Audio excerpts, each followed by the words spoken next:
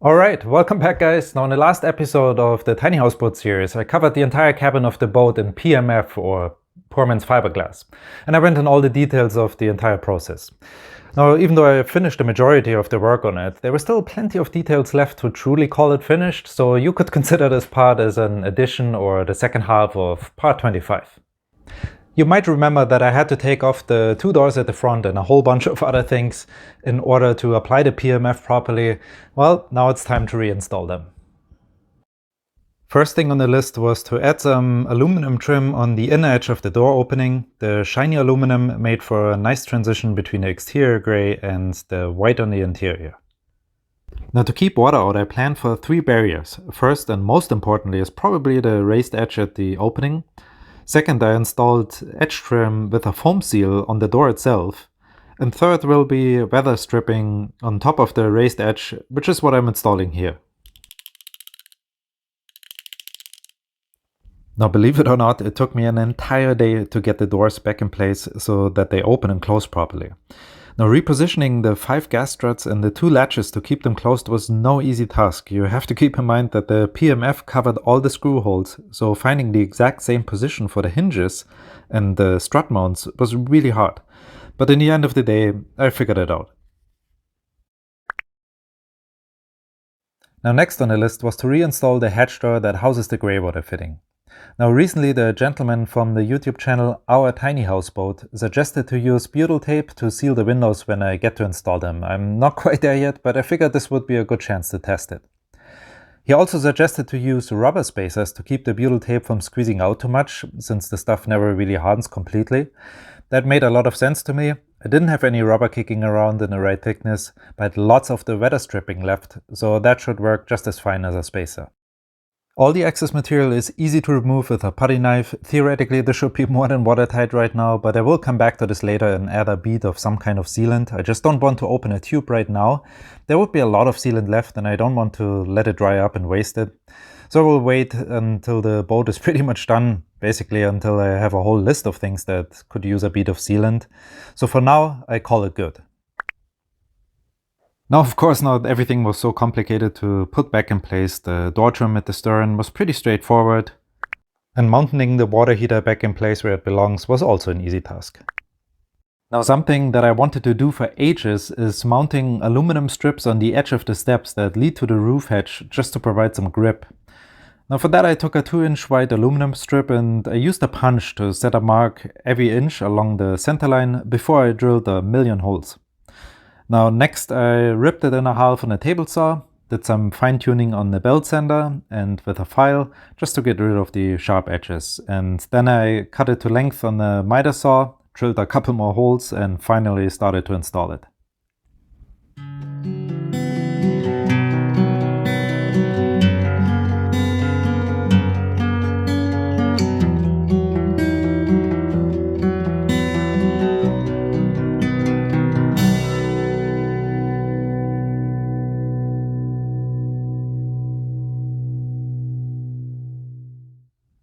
I think now it's easier to understand what I meant by adding some grip. Like you can see here, the edge here is raised by 1/8 of an inch, so that will give your foot plenty to hang on to, and besides that I really like the look. Now while I was working in this corner here, I also decided to reinstall the tank for the diesel heater. Time to deal with the actual roof hatch. Yet again I use edge trim, this time to protect the transition between the PMF and the plywood underneath. I used a stainless steel piano hinge for the installation, as well as a small gas strut to keep the hatch open without hands on, and a simple handle that I found in a local thrift store. The deck fitting for the Dickinson wood stove came with this thick black neoprene rubber gasket, so of course I'm going to use that to create a seal. Just for good measure though, I added a drop of Permatex high temperature sealant on the screw heads. Someone pointed out a long time ago that the hinge would have been better and safer on the other side of the hatch, and I 100% agree. The wood strips though that hold the hinge had been already epoxied in place back then, and I didn't feel like going through the hassle to change it, and here's why. The only reason why the hatch exists is so I can mount the stovepipe extension with the rain cap when the stove is in use, or to cap it off when it's not in use. And for that, only a quarter of my body is sticking out up there, so there's really zero risk involved. Now the roof has been designed to shed off water and has quite an arch to it, so it's not really suitable for an upper deck. Besides that, the boat is already pretty darn high as it is, and I didn't want to add even more height with a railing. Now if I have to inspect the roof for whatever reason, I would do this on land with a ladder anyways, so there's no reason why a person would want to access the roof through this hatch here. Now this ceiling fan was sitting for years in the corner of our bedroom, so I'm very excited to finally install it. This might be the most important appliance in the boat actually. This will help a great deal to control condensation. You have to keep in mind, by covering the boat in PMF, I not only created a water barrier, but also a vapor barrier on the exterior of the wall, which is in contrast to the building signs of our northern climate. Now, I'm not gonna go deeper into this topic because I easily could make an entire video just on that. It's very complex, it's very controversial and misunderstood by many, but I will say this. This boat is constructed in a way where it's not able to 100% regulate condensation and moisture passively. Active steps have to be taken, and this is one of them.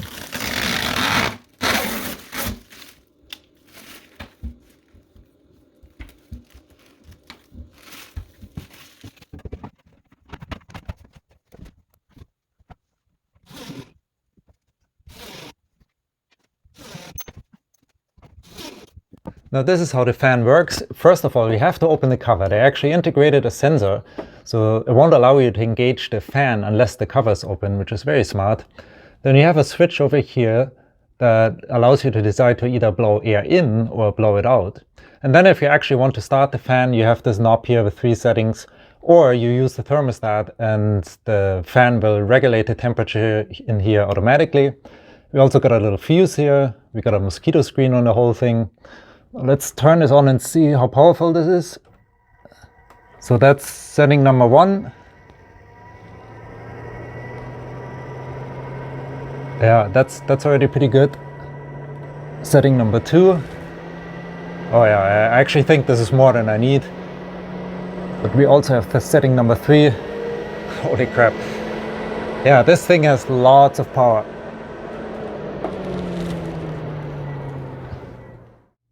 Needless to say, I am super happy with the fan up there. Now let's get back to the PMF though. In the last episode, I painted on this design here just to spice things up a little bit. And you guys have been incredibly kind in the comment section. I was a bit insecure about it. I wasn't sure if people would like it. You have to understand I'm a very self-critical person. I always find the flaws in the things that I do. But your positive response gave me the confidence to just go ahead and cover the whole thing in polyurethane to give it a protective layer. And while I was working my way around the cabin of the boat, I realized that on the other side is another big empty wall. So I thought to myself, why not try this again? I still had lots of the black and white and mint green paint left. Maybe add one more color, try to go for more details, stay in the same style though. But enough of the talk, just let me show you how it went.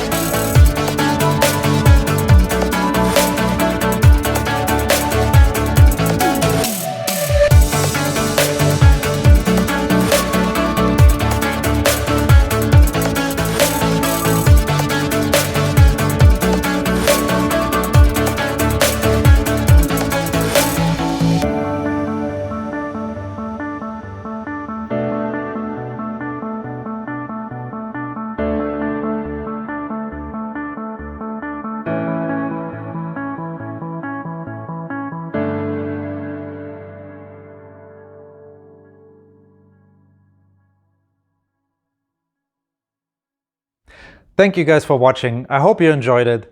We are already in the middle of December and my wife has 2 weeks off, so that means the next video might take a while.